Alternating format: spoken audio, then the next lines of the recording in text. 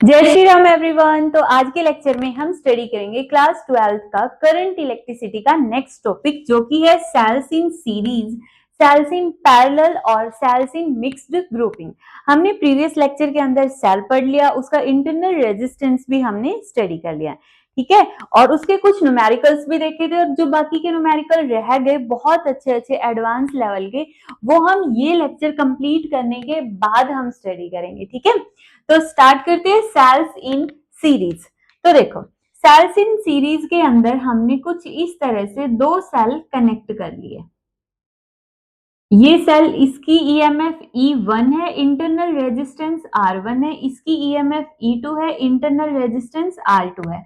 अब ये पूरा का पूरा जो टॉपिक हम पढ़ने वाले हैं उसको मैं दो तरीके से समझाऊंगी, ठीक है। तो सबसे पहले तो इसको हमने एक एक्सटर्नल रेजिस्टेंस से कनेक्ट कर दिया।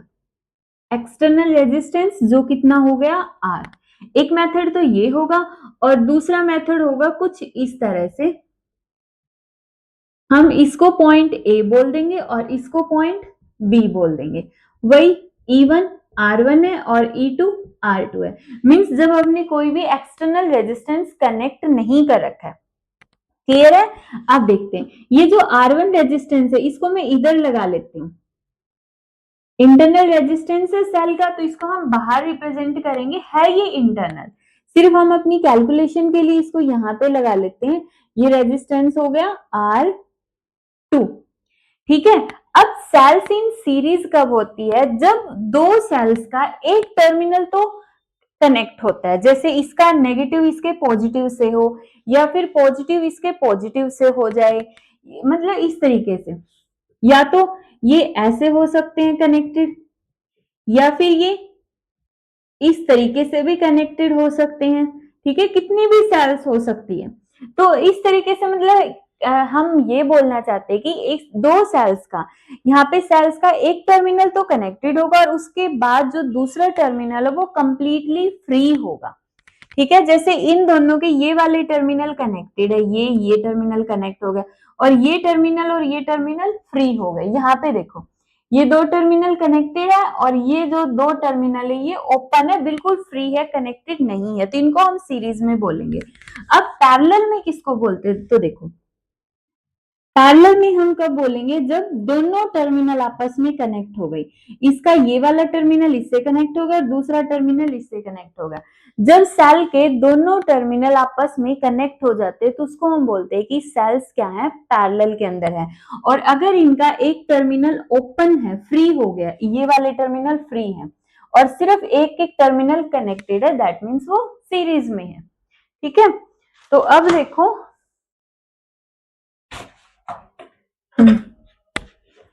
पहले हम एक बार सीरीज वाला स्टडी कर लेते हैं। अब यहाँ पे देखो, हम इसके ऊपर किरचॉफ्स लॉ अप्लाई करेंगे। पॉजिटिव टर्मिनल, अब इसमें हम देखेंगे कि E1 और E2 के अंदर से किसकी वैल्यू हाई है। जिसकी वैल्यू हाई हो गई, दैट मीन्स वही वाली क्या हो गई, सेल डोमिनेटिंग हो गई। तो वही सेल डोमिनेटिंग है, इसका मतलब जो करंट की डायरेक्शन होगी वो वही वाली करंट की डायरेक्शन होगी जिस सेल की वैल्यू बड़ी है। अब यहाँ पे E1 मान लेते हैं कि E1 की वैल्यू ग्रेटर देन है E2 से। अगर E1 बड़ा है तो इसका करंट हमें लेना पड़ेगा। अब तुम बोलोगे कि इसका भी तो इधर ही है, ये तो ठीक है, दोनों इसका नेगेटिव इसके पॉजिटिव से कनेक्टेड है। अगर इसका उल्टा हो गया तब क्या करेंगे हम, ठीक है। तो उस वजह से हम ले रहे हैं कि हमने जो हाई ईएमएफ वाली सेल होगी उसके अकॉर्डिंग हमें करंट के डायरेक्शन को मेंशन करना है। यहां से करंट निकला आई, पूरे सर्किट में देखो फर्क नहीं पड़ता दूसरी सेल के नेगेटिव में करंट एंटर करेगा या पॉजिटिव में। जब हमने एक बार सर्किट ड्रॉ कर दिया तो पूरे सर्किट में करंट की डायरेक्शन वही रहेगी, आई। इसमें कोई प्रॉब्लम नहीं है, क्योंकि इसमें वैसे भी इसी तरीके से जाता, पॉजिटिव से निकल के नेगेटिव में एंटर कर रहा, कोई प्रॉब्लम नहीं। बट अगर सेल की पोलैरिटी चेंज हो जाती है, यहाँ पे इसका नेगेटिव इधर हो जाता है, जैसे ये ऐसे हो जाता, तब देखो अगर मैं बोलूं E1 ग्रेटर देन है E2 से, E1 ग्रेटर है तो इसका पॉजिटिव टर्मिनल से करंट निकलेगा और इसमें एंटर करेगा। अब देखो उल्टा हो गया ना, पॉजिटिव में करंट एंटर कर रहा है और नेगेटिव से निकल रहा है, ठीक है। तो इसी वजह से मैंने कहा कि जो पूरे सर्किट के अंदर करंट की डायरेक्शन है वो सेम रखनी है, फिर चाहे बैटरी की पोलैरिटी सेकंड वाले की कैसे भी हो, हमें वही वाली बैटरी की पोलैरिटी लेनी है जो बड़ी है। अगर E2 बड़ा होता तो करंट की डायरेक्शन क्या होती, देखो अगर हमने बोल दिया E2 ग्रेटर है तो करंट अब यहां से निकलता और यहां से एंटर कर जाता। क्लियर हो गया होगा? ठीक है, अब इस पे केवीएल अप्लाई करते हैं। हम मान लेते हैं इस तरह से मूव कर रहे हैं, ये हमारी डायरेक्शन है, ठीक है। Using Kirchhoff's voltage law, Kirchhoff's voltage law लगाएंगे। इधर से हमने चलना स्टार्ट किया, बैटरी का पॉजिटिव टर्मिनल हमारे सामने आया तो सबसे पहले हमने लिख दिया E1। अब कुछ टीचर इसमें दिखाते हैं कि वोल्टेज ड्रॉप हो रही है इसलिए इसको नेगेटिव ले लो, ठीक है, तो वो मर्जी है तुम्हारी, तुम कोई भी डायरेक्शन ले सकते हो। या तो पॉजिटिव से नेगेटिव पे गई, जैसे ही हमने एंटर किया यहां से हमें दिखा कि बैटरी का पॉजिटिव टर्मिनल है हमारे सामने तो उसको पॉजिटिव ले लो। अगर नेगेटिव वाला कॉन्सेप्ट करना है तो फिर करंट की डायरेक्शन भी रिवर्स कर देना, आंसर सेम आएगा, ठीक है। तो हम यहां से चले, हमने देखा बैटरी का पॉजिटिव टर्मिनल है तो E1, फिर जब हम आगे चले तो करंट इस तरफ आ रहा है और हम उस तरफ जा रहे हैं, अपोजिट डायरेक्शन में है तो IR1, ठीक है। और जब हम पॉजिटिव टर्मिनल को देख रहे हैं तो E2, फिर उसके बाद फिर से करंट की डायरेक्शन अपोजिट हो गई IR2, और यहाँ पे प्लस, अब दोबारा से देखो हम उस तरफ जा रहे हैं और करंट इस तरफ जा रहा है तो फिर से नेगेटिव IR। अब total voltage in the circuit according to KVL कितनी होगी, 0 होगी, तो यहाँ पे 0 हो गई। अब E1 plus E2 minus I common ले लो, R1 plus R2 plus capital R is equal to 0। E1 plus E2 is equal to negative वाली पूरी टर्म उस तरफ ले जाओ, R1 plus R2 plus R, यहां से I किसके इक्वल आ जाएगा, E1 plus E2 divide by R1 plus R2 plus R। ये आ गया करंट इन द सर्किट जो हम निकाल सकते हैं, ठीक है। नेट, अब यहां से नेट वोल्टेज कितनी आ गई, E1 प्लस E2, ठीक है। E इक्विवेलेंट अगर मैं यहां से देखूं तो हमारे पास V का फॉर्मूला क्या होता है, V is equal to E minus IR, ठीक है। तो यहां से देखो अगर मैंने इधर V को 0 पुट किया हुआ तो E माइनस IR, तो E इक्विवेलेंट किसके इक्वल हो गया, E1 प्लस E2, और R इक्विवेलेंट किसके इक्वल हो गया, R1 plus R2 plus R हो गया यहाँ पे R इक्विवेलेंट, ठीक है।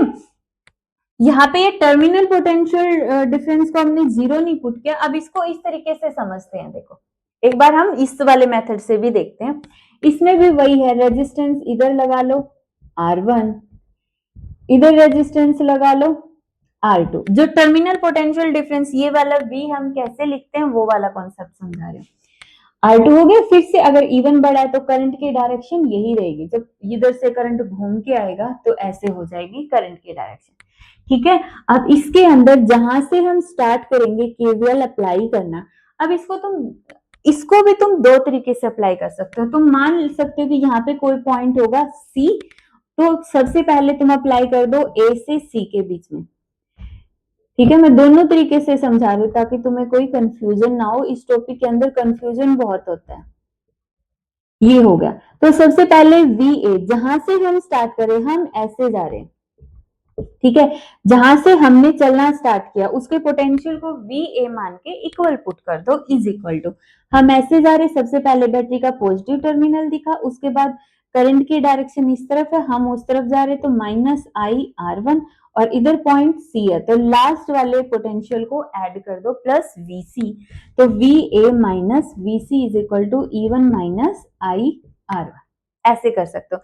सिमिलरली फिर C से B तक अप्लाई कर दो, ये हो गया C। करंट की डायरेक्शन यही रखनी है, कोई फर्क नहीं पड़ता बैटरी का टर्मिनल कौन सा है, क्योंकि एक बार जो पूरे सर्किट में करंट रहेगा वही रहेगा। अब C से चले VC, अब हम इसी तरफ जा रहे हैं तो VC is equal to E2 minus IR2 plus VB, VC minus VB is equal to E2 minus IR2, दोनों को ऐड कर दो, VA minus VC plus VC minus VB, add करोगे तो E1 plus E2 minus IR1 plus R2। जब दोनों equation add करी इतना आ गया, VC से VC कैंसिल, तो VA minus VB is equal to E1 plus E2 minus IR1 plus R2। अब इसको देखो VA भी बोल दो और इसको E इक्विवेलेंट बोल दो, माइनस IR इक्विवेलेंट हो गया। अब इसको तुम डायरेक्ट इधर से भी अप्लाई कर सकते हो। अगर ब्रेक करके सर्किट को ब्रेक करके सॉल्व नहीं करना है तो पूरे सर्किट को सॉल्व कर दो। इधर से देखो हम क्या लिखेंगे, VA इज इक्वल टू, इस तरफ जा रहे हैं ना, positive terminal E1, current minus IR1, फिर से positive terminal E2, current opposite है तो IR2। ये देखो यही वाला डेरिवेशन आ जाएगा, और प्लस लास्ट में VB को इस तरफ ले जाओ, VA माइनस VB, दोनों ये आ गया और ये आ गया। इस तरह से सर्किट को ब्रेक करके भी सॉल्व कर सकते हो और अपना सिंपल भी सॉल्व कर सकते हो। ठीक है, इसको नोट डाउन करो एक बार।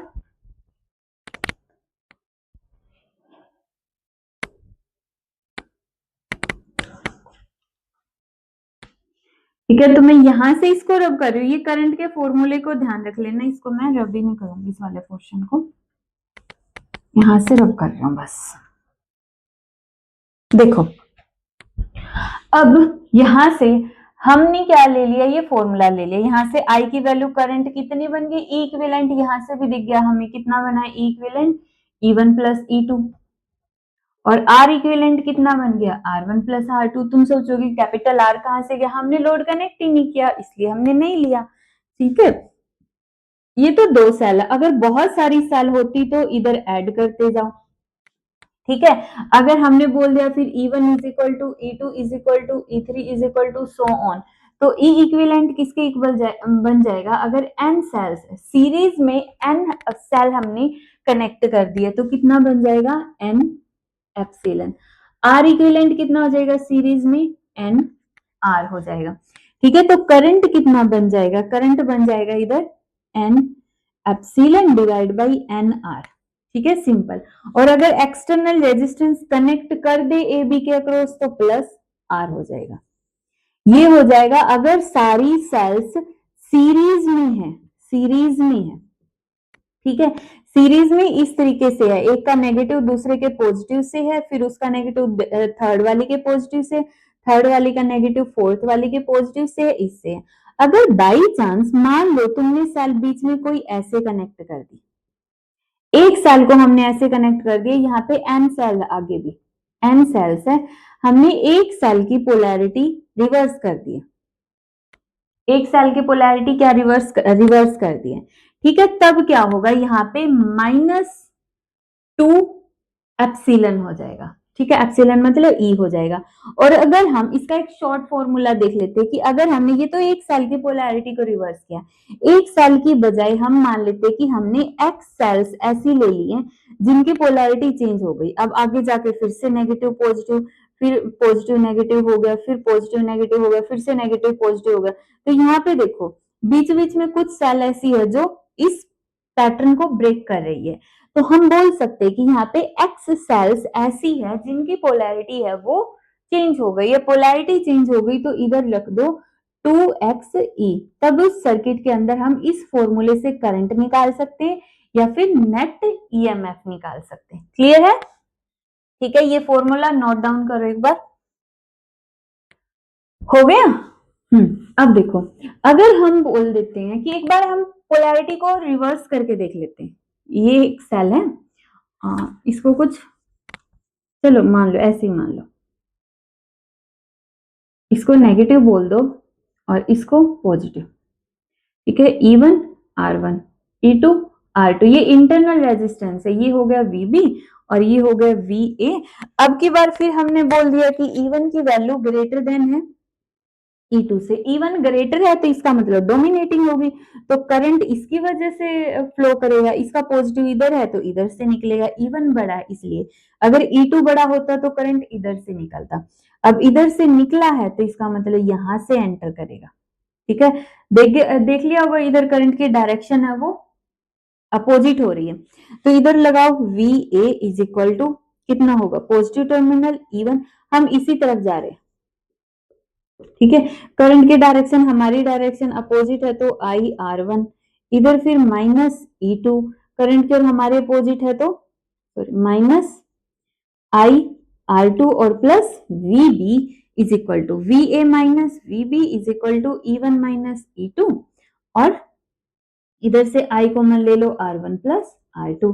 तो देखो इक्विवेलेंट रेजिस्टेंस तो सारी सेल्स सीरीज में है या बीच में पोलैरिटी चेंज कर रही है, R1 plus R2 plus R3 इसी तरीके से रहने वाला है, बट उसकी EMF चेंज हो रही है।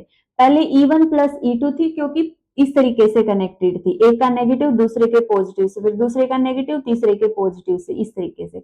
और अगर पोलैरिटी रिवर्स हो गई है, पोलैरिटी चेंज हो गई, दूसरे का पहले की नेगेटिव कनेक्ट हो रहा है दूसरे के नेगेटिव से, इस तरीके से जैसे ही पोलैरिटी चेंज हुई सेल की, ईएमएफ क्या हो जाएगी, सेकंड वाले की नेगेटिव, इसकी ईएमएफ क्या हो गई, अपोजिट हो गई, नेगेटिव हो गई। तो इस तरीके से इक्विवेलेंट ईएमएफ इतनी आ जाएगी। क्लियर है? और इसी तरीके से हम बोल रहे एन सेल कनेक्टेड और उसमें से एक्स अगर रिवर्स पोलैरिटी की है तो करंट का फॉर्मूला ये बनने वाला है, और नेट ईएमएफ भी इधर से निकालो, नेट ईएमएफ इसके इक्वल हो जाएगी NE माइनस 2x। कर लोगे सेल्स इन सीरीज। अब नेक्स्ट टॉपिक देखते हैं सेल्स इन पैरेलल।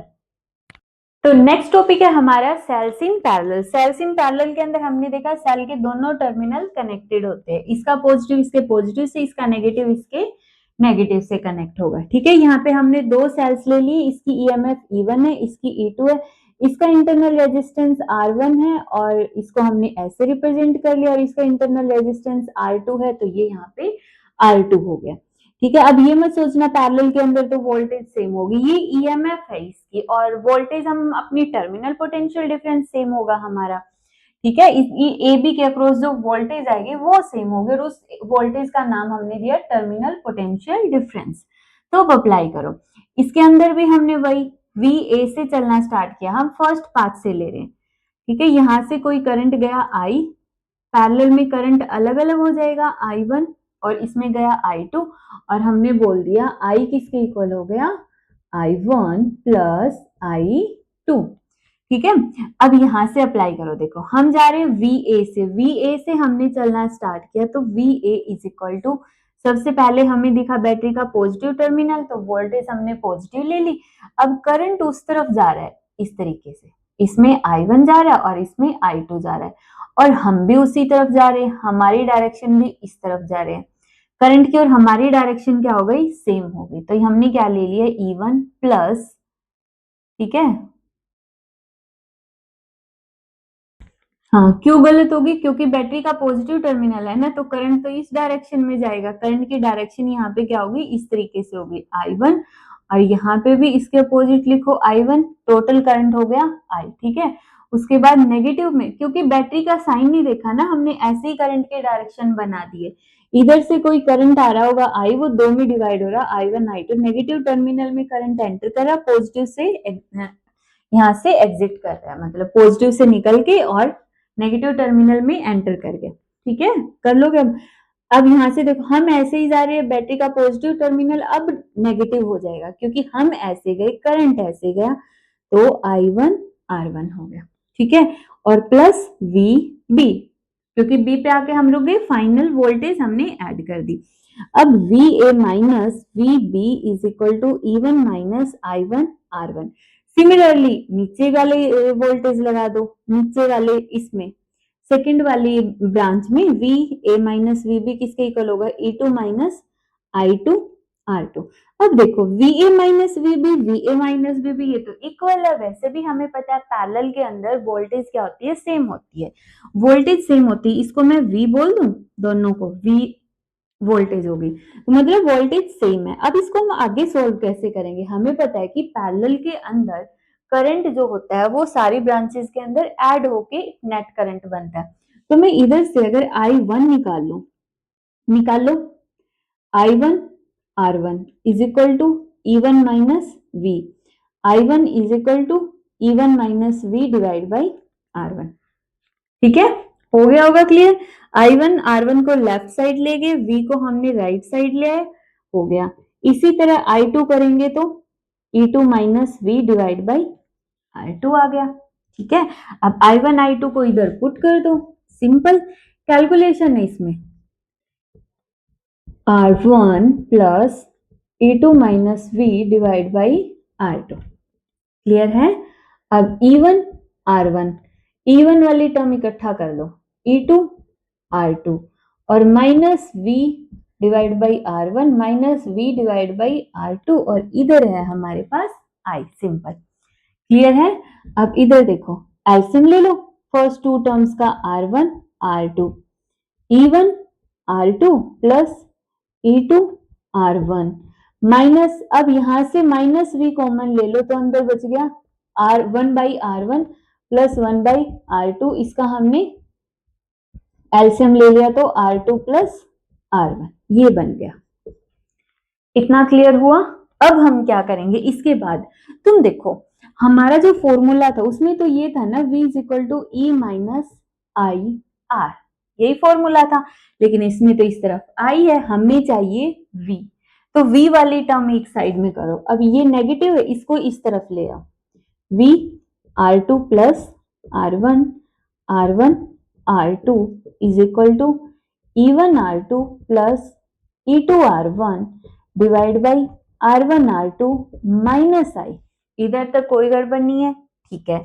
अब यहाँ पे हमें सिर्फ V चाहिए, हमें एक्स्ट्रा R चाहिए ही नहीं, तो ये जो पूरी टर्म है इसको हम उस तरफ ले जाएंगे, या फिर ये बोल दो कि पूरी टर्म को, पूरी इक्वेशन को हम मल्टीप्लाई कर देंगे लेफ्ट हैंड साइड और राइट हैंड साइड दोनों के अंदर, R1 R2 divide by R1 plus R2, ठीक है। या तो मल्टीप्लाई कर दो या बोल दो इस पूरी टर्म को हम उस तरफ ले जाएंगे, जो यहाँ पे वही बनेगा अभी भी। अगर मैं इस टर्म में जो डिनोमिनेटर में उस तरफ गया तो न्यूमरेटर में, और जो न्यूमरेटर में है वो डिनोमिनेटर में, तो एक तरह से ये पूरी टर्म गायब होके इस तरह से यहाँ पे मल्टीप्लाई में आ गई। क्लियर? ठीक है। अब देखो v इज इक्वल टू, अब ये जो पूरी टर्म है ये I के साथ भी मल्टीप्लाई में है और इसके साथ भी मल्टीप्लाई में है। जब इसके साथ मल्टीप्लाई में होगी, ऊपर तो कोई फर्क पड़ेगा नहीं, नीचे वाली देखो R1 R2 से R1 R2 कैंसिल, नीचे ये टर्म एज इट इज रह गई, और जब I के साथ हम करेंगे तो I में तो ये पूरी टर्म एज इट इज ही रहेगी, कोई चेंज नहीं आएगा। ये बन गया हमारे पास, यही तो हमें चाहिए था, v is equal to E minus I R, V is equal to E equivalent minus I R equivalent, ठीक है। अब यहां से देखो E इक्विवेलेंट कितना बना है, E equivalent E1 R2 plus E2 R1 divide by R1 plus R2, clear है? ये हो गया।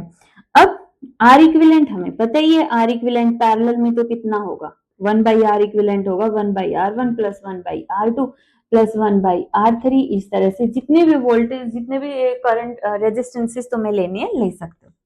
इतना समझ आ गया? अब यहाँ पे देखो E1 के साथ R2 है, E2 के साथ R1 है और नीचे इनका रेजिस्टेंसेस का रेशियो है।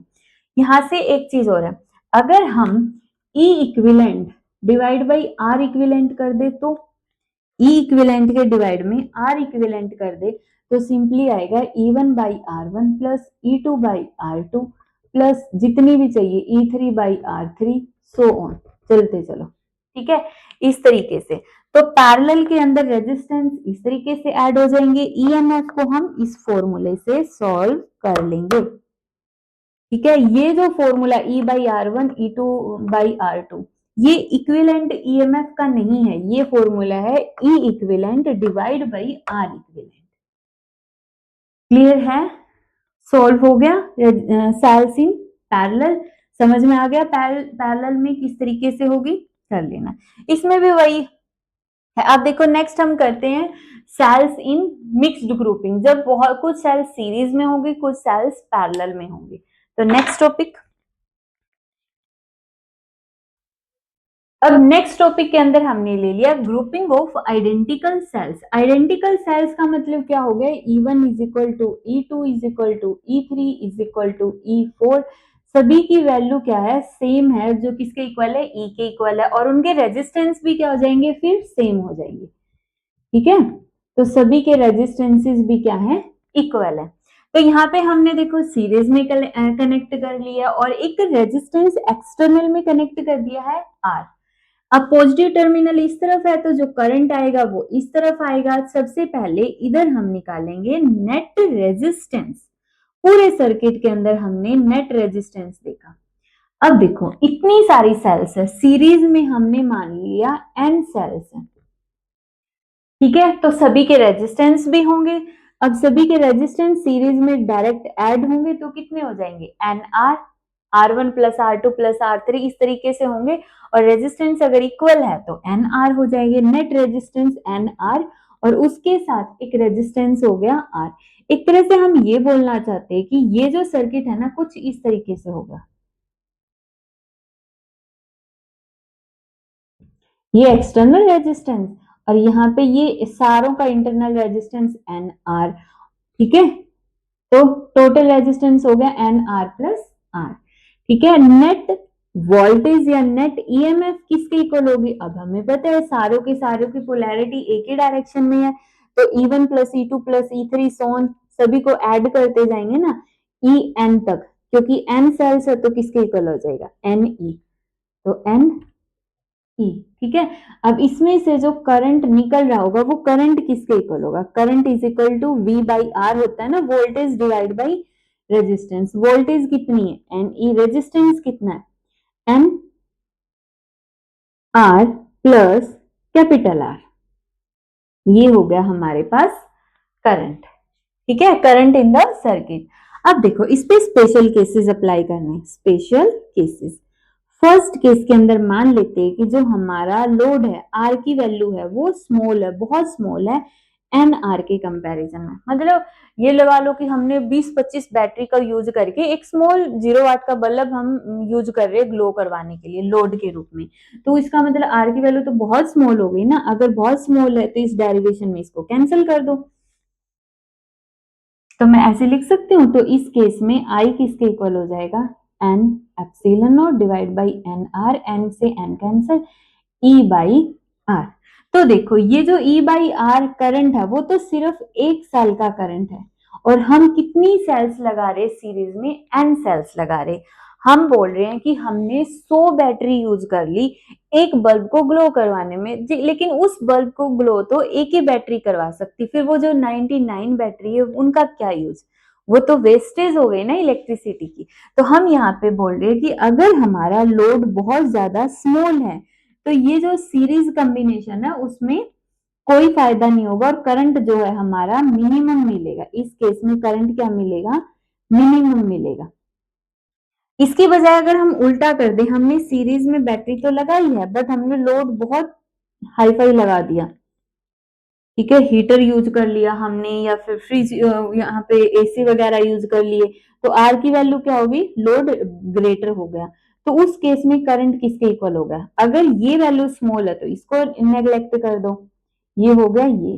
तो मतलब अब क्या हो गया, करंट हमें मिलेगा मैक्सिमम, इस केस में करंट की वैल्यू हमें क्या मिलेगी, मैक्सिमम मिलेगी। तो अगर हम ये चाहते हैं कि हमें बहुत ज्यादा करंट मिले, बहुत ज्यादा करंट मिले और बैटरी सेल्स को या बैटरीज को हम सीरीज में लगाएं, तो बहुत ज्यादा करंट पाने के लिए हमें बहुत बड़ा लोड लेना पड़ेगा, बहुत हाई फाई रेजिस्टेंस हमें सीरीज में कनेक्ट करना पड़ेगा। हो गया, इसको नोट डाउन करो। अब नेक्स्ट है हमारा, इसी तरह हमने पैरेलल में लेना है, ठीक है।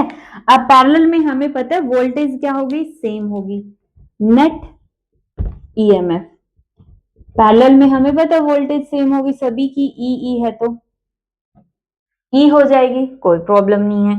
नेट रेजिस्टेंस कितना होगा, नेट रेजिस्टेंस, नेट रेजिस्टेंस देखो। अब सबसे पहले यहाँ पे देखो, जब हम इस सर्किट को सॉल्व करेंगे तो कुछ ऐसा बनेगा, ये आर इक्विवेलेंट ईएमएफ ई ही होगी पैरेलल में, कोई प्रॉब्लम नहीं है। अब जो ये रेजिस्टेंस है, ये सारे रेजिस्टेंस तो कैसे कनेक्ट हो रखे थे पैरेलल में, पैरेलल में रेजिस्टेंस किसके इक्वल होगा, 1/R1 plus 1/R2 plus 1/R3 और इस तरह से RM। पैरेलल में जो हमने सेल्स लिया वो M सेल्स लिए, M की वैल्यू n के इक्वल हो सकती है, कम हो सकती है, ज्यादा हो सकती है, हमें कोई लेना देना नहीं है, बस m सेल्स है। एक तरह से m क्यों लिया, n क्यों नहीं लिया, बस डिफ्रेंशिएट करने के लिए कि सीरीज में n लगी, सीरीज वाले को n बोल दो। क्यों, तब क्योंकि जब हम मिक्स्ड ग्रुपिंग पढ़ेंगे तो उसमें कोई कंफ्यूजन ना हो कि ये कौन से वाला n है, इसलिए, ठीक है। अब आर एम सभी की वैल्यू क्या है, सेम है, तो इधर देखो कितना हो जाएगा ये m डिवाइड बाई आर। ठीक है, तो यहां से कितना आ गया r by M, m by are, तो r इक्विवेलेंट आया है ना, और r इक्विवेलेंट किसके इक्वल हो जाएगा, पलट दो r बाई एम। ठीक है, तो यहां से नेट रेजिस्टेंस अब कितना हो गया r बाई एम, सीरीज में है तो ऐड कर दो। क्लियर हुआ, कोई डाउट तो नहीं आया होगा। ठीक है, अब करंट देखो, net current in the circuit कितना होगा, EMF E R by M plus R, LCM ले लो, आर प्लस एम आर, और डिवाइड में एम है वो ऊपर चला गया, तो हमारा जो करंट का फॉर्मूला बना वो बन गया ये वाला, एम एप्सिलॉन दिस टर्म। ठीक है, अब इसके स्पेशल केसेस, स्पेशल केसेस वही रहेंगे अगर आर की वैल्यू हमारी क्या है, बहुत ज्यादा स्मॉल है, स्मॉल आर के कंपैरिजन में, मतलब आर की वैल्यू बहुत स्मॉल है, अगर आर स्मॉल है तो आर को नेग्लेक्ट कर देंगे, तो यहाँ पे हमारे पास करंट कितना आ जाएगा, कैपिटल वाला आर स्मॉल है, इसको नेग्लेक्ट करो, M epsilon divide by R. ठीक है, सेकंड केस और साथ में लिख लो, अगर आर ग्रेटर देन है आर से, बहुत ज्यादा बड़ा है आर की वैल्यू, स्मॉल आर को नेग्लेक्ट कर दो, तो M epsilon divide by M R, तो कितना बन गया ई बाई आर। तो देखो ये जो करंट है ये तो लगभग 1 सेल के जितना करंट है। अगर हम चाहते हैं यहाँ पे करंट क्या मिला, मैक्सिमम मिला, देखो इन दोनों केसेस में, इसमें अगर आर स्मॉल था तो मिनिमम करंट मिला, और अगर इसमें आर स्मॉल है तो मैक्सिमम करंट मिल रहा है। तो मतलब अगर हम सेल्स को पैरेलल में कनेक्ट कर रहे हैं तो लोड जितना स्मॉल होगा उतना हाई करंट हमें मिलेगा, और अगर हम सीरीज में कनेक्ट कर रहे हैं तो लोड को बड़ा रखो। ठीक है, आर की वैल्यू अगर स्मॉल है, आर स्मॉल होगा तो करंट स्मॉल हो जाएगा, और पैरेलल में अगर आर स्मॉल है तो करंट मैक्सिमम मिलेगा। ठीक है, सिंपल लॉजिक था, इसके अंदर कोई प्रॉब्लम नहीं आई होगी। नेक्स्ट टॉपिक देखो, तो नेक्स्ट टॉपिक है, यहाँ पे हमने मिक्स्ड ग्रुपिंग पढ़नी है। मिक्स्ड ग्रुपिंग मींस बहुत सारी सेल्स हमारी सीरीज में भी हैं और पैरेलल में भी। सीरीज में कितनी सेल्स है, देखो first, second, third, fourth, fifth, इस तरह से n सेल्स है सीरीज में है। ईएमएफ E1 R1 रेजिस्टेंस है, और यहाँ पे हम मान के चलेंगे वही आइडेंटिकल है, that means E1 is equal to E2 is equal to, सभी की वैल्यू सेम होगी, और इसी तरह सभी के रेजिस्टेंसेस की वैल्यू भी सेम होने वाली है। ठीक है, तो एक तरह से अगर मैं इस सर्किट को सिंप्लीफाई करूं तो हमारे पास कुछ ऐसा आ जाएगा, इधर एक सेल बन गई और उसका इंटरनल रेजिस्टेंस, एक बार मैं बना लेती हूँ।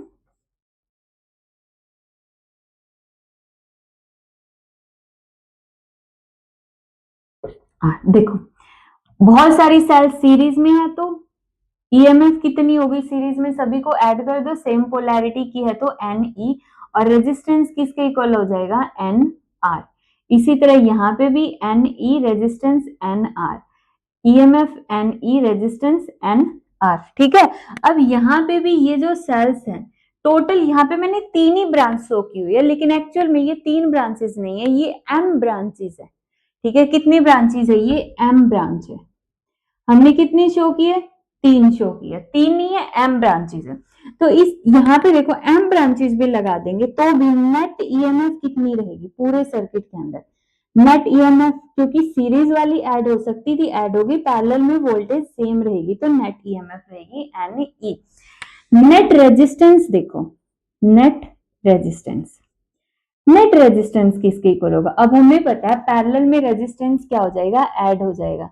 पैरेलल में सबसे पहले जो एम ब्रांचेस का रेजिस्टेंस है उनको लिखो, फर्स्ट ब्रांच का एन आर, सेकेंड का एन आर, थर्ड का एन आर, फोर्थ का एन आर, इसी तरह कितना आएगा 1 बाई एन आर, और ये कौन सी वाली है, mth जो लास्ट ब्रांच है। ठीक है, अब तो यहाँ पे जब एलसीएम लेंगे N R, 1 plus 1 plus 1 plus 1 plus 1, कितने टाइम्स 1 आया, m टाइम्स, क्योंकि m ब्रांच है ना तो m times, m divide by N R, तो r इक्विवेलेंट किसके इक्वल आ गया, N R divide by m। मतलब अगर मैं इस पूरे सर्किट को थोड़ा और सिंप्लीफाई कर दूं तो ये आ जाएगा NE, और ये जो रेजिस्टेंस है वो बन गया NR डिवाइड बाई M, और ये R। ठीक है, अब net resistance NR divide by M plus R, series में है तो डायरेक्ट ऐड होगा, एलसीएम ले लो, M NR प्लस MR, ये रेजिस्टेंस बन गया।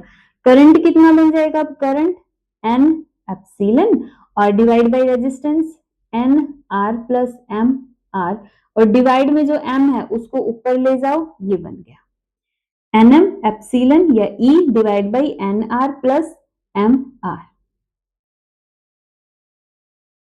इतना समझ आ गया, कोई प्रॉब्लम इसमें, हो गया होगा क्लियर। देखो वो वाला पार्ट रब कर दूं, ठीक है, M ब्रांच है, समझ गए होगे। अब इधर देखो, अब हमें इसके स्पेशल केसेस देखने हैं, बट इसके स्पेशल केसेस इतने इजी नहीं होंगे क्योंकि यहाँ पे हम डायरेक्ट कैंसल आउट नहीं कर सकते, क्योंकि m और n की वैल्यू पता नहीं कितनी दी मिलेगी, तो वहां पे इस वजह से हम इनको डायरेक्ट ये नहीं बोल सकते कि r स्मॉल है तो इसको नेग्लेक्ट कर दो, r कैपिटल R स्मॉल है तो इसको नेग्लेक्ट कर दो, तो इसकी कंडीशन निकालनी पड़ेगी। हम क्या निकालते हैं इसके अंदर, हमें चाहिए होता है मैक्सिमम करंट, क्या चाहिए होता है हमें, मैक्सिमम करंट चाहिए होता है, और मैक्सिमम करंट कब मिलेगा, जब हमारा इसके अंदर जो डिनोमिनेटर है NR प्लस MR मिनिमम होगा। क्लियर हुआ, इजी सा तो है, करंट मैक्सिमम कब, जब इसका डिनोमिनेटर मिनिमम, तो ये वाली टर्म हमें मिनिमम बनानी है, और वो मिनिमम कब बनेगी, क्या रिलेशन होगा, ठीक है।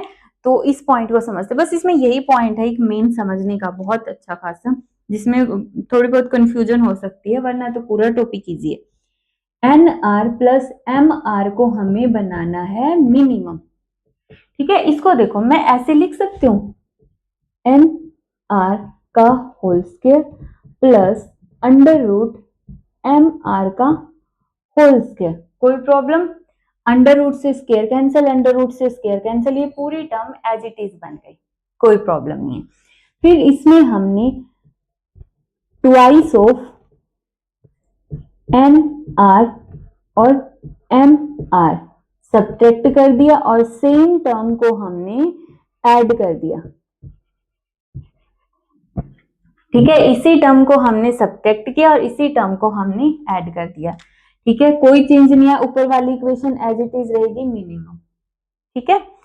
अब यहां से इसको मैं इस पूरी टर्म को एक फॉर्मूला बना लेते हैं, इसको मैं NR minus under root MR का होल स्क्वायर और प्लस में ट्वाइस ऑफ अंडर रूट को एक लिख लो MNR is equal to minimum, ऐसे कर सकते हैं, कोई प्रॉब्लम नहीं होगी। डायरेक्ट हमने थोड़ी सी रीअरेंजमेंट किया जो मैथ्स में करते। ये पूरी टर्म मिनिमम कब होगी, ये पूरी टर्म मिनिमम तब होगी जब स्क्वायर वाली टर्म 0 हो जाए, क्योंकि देखो ये पूरी टर्म मिनिमम कब हो सकती है, अब ये टर्म तो एज इट इज रहेगी, इसमें कोई प्रॉब्लम नहीं, अगर इस टर्म का स्क्वायर चाहे मैं कुछ भी लूं, अगर इसके अंदर नेगेटिव भी बन गया तो भी स्क्वायर होके पॉजिटिव आके इसको इसके अंदर ऐड होके हमें कुछ ज्यादा ही वैल्यू मिलेगी, तो इस पूरे एक्सप्रेशन की वैल्यू मिनिमम कब होगी, जब हम इस पूरी टर्म को 0 पुट कर दें, तो इसको 0 पुट करने का मतलब हो गया NR minus under root MR, इस पूरी टर्म के स्क्वायर को 0 पुट कर दो, स्क्वायर को 0 पुट कर दो, दैट मीन्स ये पूरी अंदर वाली टर्म भी 0 होगी, अंदर वाली टर्म 0 होने का मतलब ये दोनों इक्वल होंगे, दोनों साइड अंडर रूट से अंडर रूट कैंसिल कर दो, या फिर बोल दो स्क्वायरिंग बोथ साइड, तो NR is equal to MR, तो यहां से R is equal to NR divide by M। तो एक तरह से जो हमने एक्सटर्नल रेजिस्टेंस लिया है कैपिटल R, अगर उसकी वैल्यू हम इतनी रख दें NR डिवाइड बाई M, तो हमें इस सर्किट के अंदर कितना करंट मिलेगा, मैक्सिमम करंट मिलेगा। हमें यही तो निकालना है कि सीरीज में मैक्सिमम करंट कब मिलता है, जब हम लोड को ज्यादा लेते हैं, एक्सटर्नल रेजिस्टेंस ज्यादा लेते हैं। पैरेलल में मैक्सिमम करंट कब मिलेगा, जब हमने एक्सटर्नल रेजिस्टेंस को स्मॉल लिया है, और हमने मिक्स्ड ग्रुपिंग में कब मिलेगा, जब एक्सटर्नल रेजिस्टेंस की वैल्यू होगी NR डिवाइड बाई m। ठीक है, इसको नोट डाउन करो।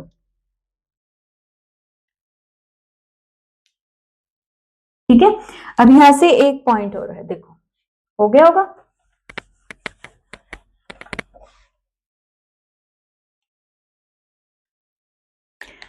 जब हम सीरीज में कनेक्ट करते हैं, पैरेलल में कनेक्ट करते हैं और मिक्स्ड ग्रुपिंग में कनेक्ट करते हैं,